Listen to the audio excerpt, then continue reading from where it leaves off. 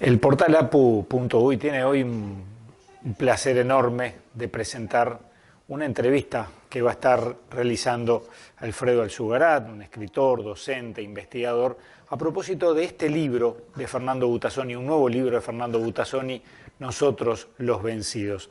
Fernando Butazzoni, que es periodista, escritor, narrador, guionista de cine, que presenta este nuevo trabajo, y estamos aquí en Penguin Random House, justamente porque se va a hacer esta entrevista y nosotros somos espectadores de lujo en la misma, así que los invito a participar de la misma.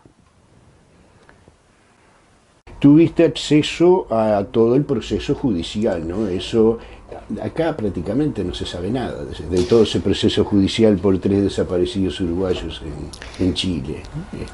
Lo que pasa es que fue un proceso muy largo. Sí, y cortado, pero bueno, lo cierto es que hubo un proceso, un juicio a los militares que comandaban el cuartel, el regimiento donde fueron apresados, digamos, pero fue un juicio que duró prácticamente 15 años, ¿no? Y yo, toqueteando por aquí y por allá, en Uruguay y en Chile, logré no solo testimonios muy valiosos de personas que estuvieron metidas en el juicio de una u otra forma, sino también que tuve finalmente una copia, no sé si por derecha o por izquierda, una copia íntegra del expediente judicial, que es un expediente de casi de más de 2.500 páginas. Y ahí es la radiografía más perfecta de no solamente de cómo funcionó la represión en el Chile del golpe, sino de cómo funcionó lo que se llamó en Chile la justicia transicional. Es decir, una justicia que, como decía el presidente Aylwin, en la medida de lo posible aclarará los hechos, ¿no? Lo cierto es que un señor que era coronel retirado del ejército, principal responsable de aquel regimiento y principal responsable de las desapariciones, terminó condenado a 6 años de prisión que al final, según parece, porque también eso es turbio, nunca llegó a purgar porque nunca entró en la cárcel por manganetas de distintos tipos. Sí, ¿no? claro.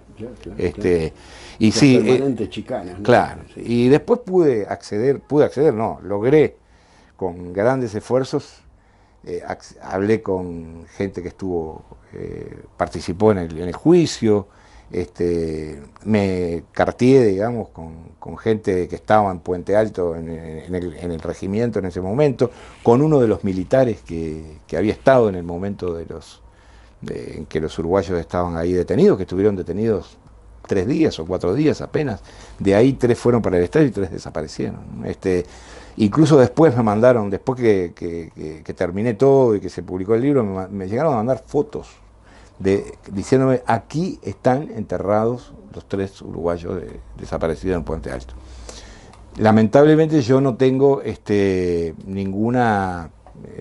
no tengo elementos para validar esos testimonios, esas fotos, ¿no? No lo sé, capaz que sí, capaz que no, pero digo, cuando uno empieza a tirar de la piola, se entran a abrir posibilidades, y me parece que es un camino para seguir investigando y seguir detectando elementos, porque creo que hay mucha cosa todavía para investigar. Pero claro, no puede ser trabajo de una persona, es súper ampliamente. Pero lo importante es mantener vigente el tema, ¿no? Claro. Y contribuir en la medida de lo posible a ello. Bueno, ¿por qué traje esto? Sí, a ver. Hace como 30 años investigué el concepto testimonio en la revista Casa de las Américas. Me desbordó, porque la palabra aparecía por todos lados. Bueno, pues por ahí hay unas opiniones tuyas que yo recogí. A propósito del Tigre y la Nieve. En el año 87, vos para la revista Casa de las Américas decías que no es un libro de testimonio, El Tigre y la Nieve, y textual decís, es absolutamente verídico, existió realmente. No creo que trabajar la memoria colectiva sea trabajar ingenuamente haciendo un registro. Pienso que la memoria colectiva y su representación estética es mucho más compleja que un simple enumerado. ¿Seguís pensando de esa manera? Absolutamente. Y mirá, yo ni me acordaba de eso, realmente Sí, es una sorpresa. Me imagino, sí. Pero está en una letra chiquita, ¿sí? Pero me alegra que, ¿cómo es que dicen ahora? Que resisto el archivo. No, yo creo, a ver. Tenés que conseguir a alguien que publique libros viejos y revistas viejas, ¿no? No, porque yo creo que se ha distorsionado un poco, por múltiples equívocos, por decirlo de alguna manera. El primero de ellos es el concepto de lo real. Si vos vas al diccionario de la academia, dice que lo real es prácticamente lo que es verdad. También es lo que pertenece a la realeza. Y yo no sé si eso es verdad. Pero digo, hay múltiples elementos. Yo creo que los griegos tenían una reflexión a propósito de eso y tenían una palabra, aletheia, y decían que la verdad era lo que estaba oculto y se descubría. ¿Qué velo se corría para ver la verdad, para descubrir la verdad? La realidad. Es decir, la verdad estaba debajo de la realidad. Y yo pienso que con la reconstrucción de episodios que están en la memoria colectiva, a veces no tan colectiva, ocurre lo mismo. Es decir, hay una realidad que ya pasó, hay recuerdos, hay memorias que son fragmentadas y fragmentarias necesariamente, y que terminan generando algo que podemos definir como ficción. Es decir, algo que... O non-fiction. Bueno, yo siempre digo que la non-fiction es la fiction non-fiction, es decir, la ficción de la no-ficción. La no-ficción no existe. Yo recuerdo en una ocasión hace muchísimos años, le pregunté a Elena Poniatowska por la absoluta apego a la realidad y falta de ficción de su libro La noche de Tlatelolco, Sí. que es básicamente una acumulación de testimonios, y ella me dijo, no, mi hijo, esto está lleno de ficción, porque yo grabé mucho, elegí después qué poner y qué no, y nadie me hablaba a mí con punto y aparte, punto y seguido, comas, eso lo puse yo, y después elegí cómo editar, qué venía después y qué venía antes, y hasta dónde ir en cada uno de los testimonios. Entonces, el concepto de ficción, claro, hay un concepto tradicional, casi que diría que por costumbre decir ficción, es cuando vos escribís un libro con personajes que los inventaste, que están en tu cabeza, una historia que inventaste, que estaba en tu... Bueno, está bien. Pero después hay otro concepto de ficción, que yo creo que es más profundo, que es el que pasa necesariamente por el lenguaje. George Steiner, que para mí fue uno de los grandes genios del siglo XX, tiene una frase al respecto, tiene un trabajo importante, pero tiene una frase que dice,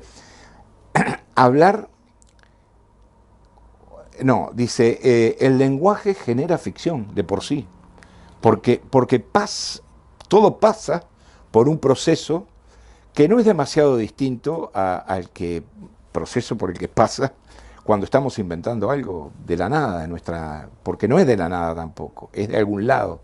Entonces yo creo que mi concepto de testimonio está en un lugar, y mi concepto de literatura, digamos, de historia reciente, o literatura periodística, o periodismo literario, está en otro, ¿verdad? Que creo que fue lo que hizo Walsh con Operación Masacre, por ejemplo, que tomó un episodio y lo narró, lo noveló, de manera que respetó estrictamente la verdad de los hechos, pero los descubrió de una realidad aparente que no era la verdadera, ¿no? Y bueno, después hay muchos que hicieron lo mismo. Yo no invento nada, ¿no? Sigo simplemente por un camino que a mí me pareció interesante, adecuado y ajustado, además, a ciertos compromisos éticos. Porque yo no puedo hablar sobre lo que le pasó a una muchacha en el Chile del golpe de Estado, en el Estadio Nacional, inventando episodios o personajes. Tengo que respetar necesariamente lo que sé, lo que ella me dijo y también lo que ella olvida, porque en el olvido hay un relato también. Claro. Entonces, son operaciones complejas desde el punto de vista intelectual, pero también emocional, tanto para mí como para las personas con las que hablo, ¿no? Que afortunadamente, gracias a Dios, he tenido muchísima suerte de poder hacer que se abran, que hablen, o que guarden silencio, ¿no? Pero que estén conmigo. Es un tema que daría lugar como para congreso de literatura, ¿no? Y cabe preguntarse hasta dónde existe el género de testimonio, porque aún en los testimonios más paradigmáticos, como los de Rigoberta Menchú, Domitila Barrios, que vos decís, bueno, cuentan lo que vivieron y no se les ocurre inventar nada, pues no puede. Pero aún así hay ficción en cómo está armada la historia, porque además no lo escribieron ellas directamente. Hubo alguien que escribió. Siempre hay una mediación. Claro, hay una mediación, seguro. Y esa mediación, bueno, no es que no sea verdadera, es verdadera, pero también genera un mecanismo que es el de la ficción. Entonces, yo creo que hasta en la Constitución de la República hay ficción. En la armazón del relato mismo. Estás, el título. Porque seleccionás, porque pones unos hechos delante y otros después. Decía Roland Barthes que el título es un texto en sí mismo, en un libro, ¿no? Y bueno, alguien pone el título y lo pone de determinada manera. Yo tengo un cuento muy breve con respecto al último libro, que se titula Nosotros los vencidos. En varias instancias me dijeron, en realidad gramaticalmente es nosotros, los vencidos. Y yo digo, tal vez lo sea, pero desde el punto de vista del relato, cuando a mí me dijeron esa frase, porque no es una frase mía, me la dijo uno de los que participó en la historia esta de Chile, no me la dijo con coma, me la dijo sin coma. Entonces, no me importa la gramática, me importa la verdad. Sí, claro, está bien, sí, perfecto. Sí. Nombraste a George Steiner, pero ¿es algo exclusivamente latinoamericano esto? ¿O? No. Yo conozco a la obra de Erich Hack, por ejemplo, el austríaco. Claro, pero tenés también desde ya de los años 40, por ejemplo, a John Hersey, que era un tipo medio raro, porque era un gran plagiario, pero escribió un libro extraordinario sobre Hiroshima. Él estaba, creo que era en China, durante la guerra. Cuando terminó la guerra, va 2 semanas a Hiroshima y escribe un libro que se titula así, justamente Hiroshima, que es una crónica novelada, verdadera, que no tiene ni un punto de ficción y que es alucinante, ¿no? Y que uno... como quedaban las sombras en el cemento de las personas que se habían evaporado con la explosión. Es decir, en muchas partes, Javier Cercas fue un gran cultor de ese tipo de literatura, hasta que, bueno, después se traicionó y se pasó al bando de la novela policial, ¿no? No, hay muchos. Creo que es una forma de pensar el fenómeno de la literatura o de la escritura muy minoritario, por cierto. En América Latina hay, pero también es minoritario. Hay una enorme proporción mayoritaria de textos que son novelas, o cuentos, o relatos. Alguna vez me hablaste de Tomás Eloy Martínez. Sí, claro. Tomás fue, yo creo, Tomás tiene una frase, la sigue teniendo, es de él, que dice: en las novelas lo que es verdad también es mentira. Y yo pensé, se lo dije una vez incluso, que podía ser al revés. En las novelas lo que es mentira también es verdad. Pero me dijo él, tiene que ser en las buenas novelas. Tomás fue un gran escritor que siempre abrevó de la realidad, ¿verdad? De su propia experiencia y de la experiencia de sus amigos, de sus compañeros, de Perón, y fue muy honesto además, porque él escribió libros en los cuales, él lo confiesa, no sabía dónde estaba, ni por dónde iba. Y eso lo pone también en los libros, es decir, hace partícipe al lector de eso, ¿no? Claro. Sí, un gran escritor y un gran amigo además, que lamenté muchísimo su muerte. Hablaste también de periodismo literario, ese término utilizaste, ¿no? Tu trabajo como corresponsal de guerra en Nicaragua, en algunos otros, ¿contribuyó a reforzar todo esto? Sí, contribuyó creo a tener esa visión, es decir, esa visión de que incluso en las circunstancias más extremas, más dolorosas, más asquerosas, uno tiene que encontrar las palabras adecuadas para transmitirlo de manera correcta, por decirlo, de manera verdadera, ¿verdad? Que no siempre es de la manera más aséptica o más cruda. A veces es bueno generar a partir de lo que uno vio cierta reflexión que pasa por esa ficción narrativa que es el lenguaje, el pensamiento, ¿no? Y yo lo hice, sí, lo he hecho muchísimo. Es más, ahora yo escribo como una especie de perfil breve de escritores y siempre trato de encontrar la manera de hablar de lo que hay detrás de una obra, ¿no? Es decir, de la persona, de sus gustos, de sus vicios, de sus miserias, porque me parece que es muy significativo también, ¿no? Y eso es una forma de meter literatura dentro de un texto meramente informativo, ¿no? O lo que podría ser un texto meramente informativo. Por supuesto que yo no calificaría nunca para escribir bajo la égida de Homero Alsina Benet, pero me parece que es un camino posible, ¿sí? No, bueno, parece que nos hubiéramos ido de la novela, pero realmente... Pero es más linda, sí. Bueno, no, este es el punto de partida, pero creo que en esta novela hay más de crónica periodística que en cualquier otra anterior tuya. Puede ser. Tal vez lo que hay es menos, ¿cómo decirlo?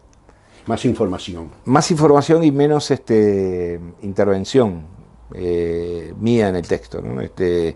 Porque además el volumen de información era tan grande que tampoco quería faltarle el respeto a los lectores y volver a escribir un libro de 800 páginas, ¿no? Tenía que tener una dimensión razonable, por decirlo de alguna manera, y no totalmente irracional como fue La ceniza del cóndor, ¿no? No, porque eso también es un... A mí me decía, bueno, en cierta ocasión un periodista me comentaba, bueno, pero tu literatura es muy tradicional en la forma, en la estructura. Digo, bueno, va muy a contracorriente, porque yo para empezar escribí un libro de 800 páginas cuando normalmente son libros de 250 páginas. Cuanto más largo, cuanto más grande el libro, más dificultades hay para... Primero venderlo para que se edite, después editarlo y después ponerlo en la librería, ¿no? Y después vendérselo a los lectores. ¿Qué es mi interés? Si yo eso lo digo con toda claridad. Mi interés son los lectores. Yo escribo para los lectores, no escribo para mí. Ni escribo para la crítica, por decirlo de alguna manera, ni para la academia. Yo escribo para lectores que sean capaces de acceder a historias que de otra manera jamás tendrían acceso porque no se conocen, ¿no? Muy bien, Fernando. Bueno, es todo. Quitarte más tiempo, ha sido... Al contrario, para mí es un enorme gusto. Creo que son temas que podríamos hablar 3 días seguidos. Sí, claro. No, me gusta mucho además compartir esto contigo porque yo siempre te he admirado, te lo he dicho, y creo que sos una persona con no solo con una estatura intelectual importante, sino con una vida, de gran relevancia. Así que encantadísimo de estar acá. No, Fernando. Bueno, muchísimas gracias.